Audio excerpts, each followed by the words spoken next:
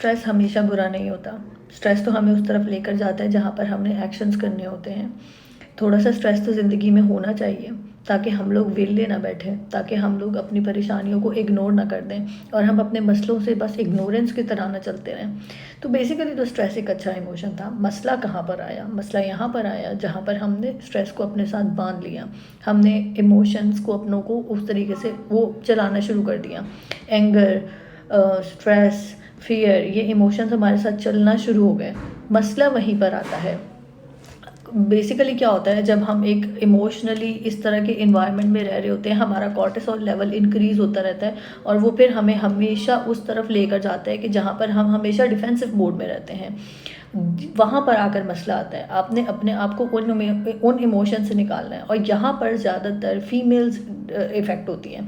Because जो main होते हैं ना, जितने भी मेन कम्युनिटी है, वो लोग लॉजिकल चलते हैं। अब वो लॉजिक से चीज़ों को चलाते हैं। इसी वजह से उनका कॉर्टिसोल लेवल जो होता है वो थोड़ा सा डाउन होता है एज़ कम्पेयर टू फीमेल। अब वहाँ पर फीमेल्स क्या होती हैं, उनको अपने पार्टनर पे कोई गुस्सा आया है, अपने आसपास किसी चीज़ पे गुस्सा आया है, उनको किसी ने किसी तरह से जज कर दिया है, उन्होंने उस टाइम तो उस चीज़ का रिस्पॉन्स नहीं किया, लेकिन उन्होंने अपने साथ उस चीज़ की कम्युनिकेशन इतनी ज़्यादा की, हर टाइम अपने आप को इनसिक्योरिटी में रखा और वो वाली चीज़ रहती रही, अंदर वो गुस्सा रहा, अंदर वो इनसिक्योरिटी रही। वहाँ पर आकर प्रॉब्लम आती है। वही वाली बात आ गई कि इमोशंस को आपने सप्रेस नहीं करना है, अपने साथ आपने उसको बांध कर नहीं चलना है, वरना वो इमोशनल बैगेज बन जाएगा और वो इतना लंबा चलेगा कि आपको उसके साथ रहना आ जाएगा और वो आपकी आदतें बन जाएंगी। फिर वो आपकी जनरेशन को ख़राब करेंगी, फिर वो जनरेशन टू जनरेशनल वो चीज़ें ट्रांसफ़र होती जाएंगी। अब इसमें क्या होता है, बेसिकली आपने लेटिंग गो का प्रोसेस सीखना है। आपने वो चीज़ें सीखनी है कि जहाँ से आपने जब कोई मसला, कोई परेशानी हुई, उस टाइम के लिए तो ठीक है, आप वो उस जोन में आ जाओ, लेकिन उसके बाद फिर क्या है कि आप अपने आप को उस चीज़ से निकालना सीखो। अब उसमें से अपने आप को निकालना कैसे है? बेसिकली क्या होता है कि सबसे पहले तो सेल्फ़ लव होती है। अब सेल्फ़ लव किस तरीके से क्रिएट होता है, बड़ा अजीब सा लगेगा, लेकिन मैं अगर ये कहूँ कि आप लोगों को, अगर आप शाम को, रात को सोने से पहले आप शीशे के सामने खड़े हो जाए और आप बोले कि हाँ मुझे पता है मैं ये इमोशंस फील कर रही हूँ या कर रहा हूँ, लेकिन अब मैं ये इमोशन जाने देना चाहता हूँ।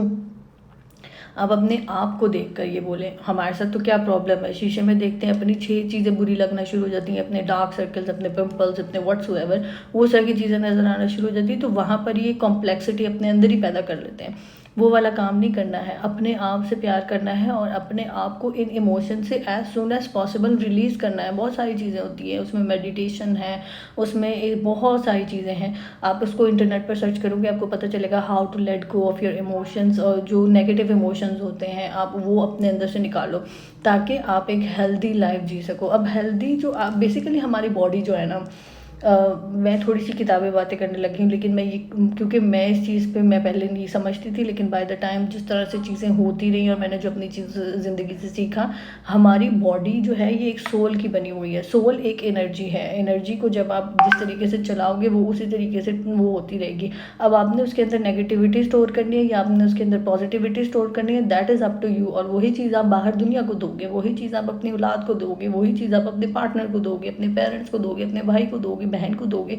तो अपनी एनर्जी होना बेहतर बहुत ज़रूरी है। और बीइंग अ फीमेल मैं समझती हूँ, क्योंकि हमने घर चलाने होते हैं, हमने एक फैमिली चलानी होती है, तो फिर हमारे लिए बड़ा ज़रूरी हो जाता है।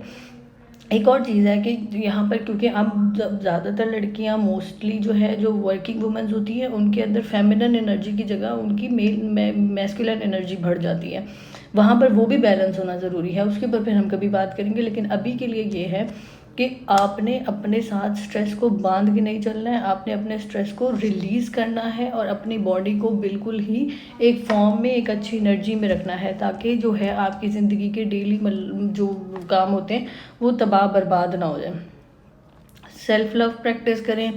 उसके बाद आप इस एडिक्शन से निकलें। हाँ, ये होता है ना कि जब अब हमें ये रियलाइज़ भी नहीं होता और हम ये इमोशन स्टोर कर रहे होते हैं, वहाँ पर बहुत ज़रूरी है कि जब भी आप कोई इमोशन फील कर रहे हो, आप बैठें, आप देखें कि यार मतलब मुझे अब गुस्सा आ रहा है, तो मुझे इसकी रीज़न क्या है, मुझे इस पे गुस्सा क्यों आ रहा है, मतलब मैं इतना क्यों सोच रही हूँ इसके बारे में। तो वहाँ पर ज़रूरी है कि आप उसी टाइम अपने आप को बोलें कि जस्ट स्टॉप, अब मैं ये अपने बारे में और नेगेटिविटी नहीं अंदर से आने दूंगी। अंदर से जो इमोशन आ रहा है वो बहुत ज़्यादा स्ट्रांग है, तो वहाँ पर उसको रोकने की ज़रूरत है।